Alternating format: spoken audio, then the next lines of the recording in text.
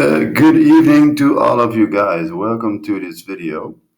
And we will talk about how did enslaved Africans slash enslaved Creoles resist in the Caribbean.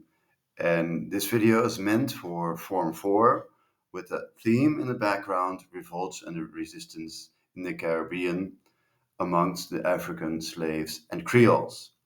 There is a new word in this, and that is enslaved Creoles. And of course related to enslaved Africans. Africans meant that they were born in Africa. Creoles meant that their children and grandchildren were not born in Africa anymore, but created a new culture between all of the different African ethnic groups and what we used to call tribes also. But different ethnic groups created one culture, and that became the Creole culture that we also know on the island of Curacao, with dancing, music, food, clothing, language, and so on. So this is certainly something we will look at. Marinage.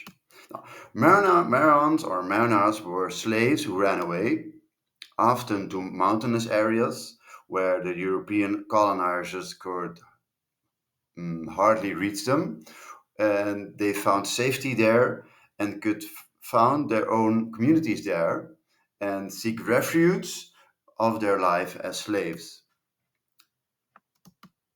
For instance, in the following countries, for instance in Jamaica, for instance in Guyana, and for instance in Suriname. These three areas, roughly, we're going to look at in the theme of marinage. Well, the name itself comes from the French word cimarron, and that itself means fugitive or fugitivo, in papiamento, or runaway, what of course refers to what they did, run away from their destiny, from their life as slaves within the Caribbean. So this is where the name comes from. And as I said, we will look especially at Jamaica, Guyana, and Suriname, because we have a lot of historical sources about that. And it really was a phenomenon that happened a lot in these three countries slash colonies.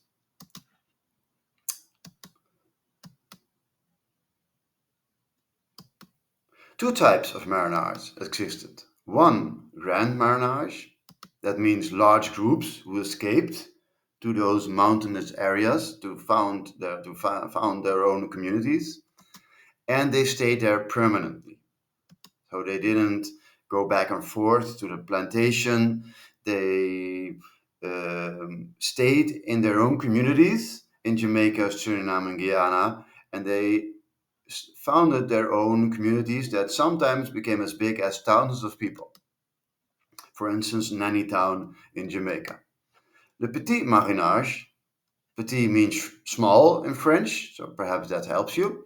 It meant small groups who fled out of their life as slaves on plantations or perhaps even in villages. And sometimes this could mean that they went back and forth in manera costumbre, habitual. For instance, slaves that had girlfriends on other plantations, or small groups of slaves that went into the jungle, for instance, the Amazon around Guyana and Suriname, and found that they could not survive in the jungle, or that they had difficulties to find other Marans, or that they had the opportunity to go away from the plantation sometimes, but because of different reasons, they went back to the plantation again. So this also happened in the Caribbean, the Petit Marinage. Well, with this video, I have hoped to give you a small introduction about marinage, the kinds of marinage you have, and also what the word means, and what we how we can divide the different kinds of marinage actually. I connected it with the syllabus, section A of the syllabus of the 2023 version, amended version of the syllabus of CSEC and CXC. And the goal that you can find there is explain the origins and development of Maroon societies. And the content is societies, origins and development. So one, we're going to look at where did it begin and how did it start? And later on, what did the Maroon societies became and how did they develop? I'm going to talk about this more in the coming videos I will make tomorrow and the coming week. Well, we're going to talk especially about Jamaica. We're going to talk especially about Suriname. And we're going to talk especially about, if I believe, Guyana, what we now know as British Guiana, because we have a lot of historical sources about these countries. So we can tell a lot about the situation as it was in Jamaica, in Suriname, and Guyana.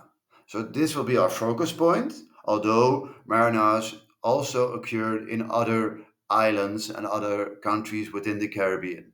But we have a lot of historical sources about these three countries slash colonies, so this will be our focus point, also taken from the syllabus.